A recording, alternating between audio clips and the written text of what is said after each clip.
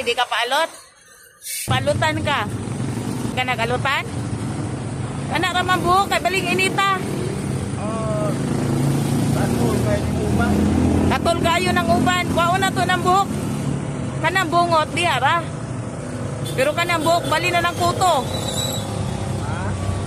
Kanang buhok ni mo, bali na ng kuto. Nang marinig ni Lolo ang salitang kuto ay kinuha niya agad ang kanyang purong sa ulo kasi nga sobrang napakakati daw ng kanyang buhok at hindi niya kaya ang kakati nito. Simula pa lang ng pagkumbinsi namin kay Lolo na gugupitan namin ang kanyang buhok at ang kanyang bigote ay ayaw na ayaw niya talaga. Simula noon pa lang marami na talagang nagkumbinsi sa kanya na paggugupitan siya lalo na ngayon sobrang napakainit ng panahon. Pero ayaw na ayaw talaga ni Lolo.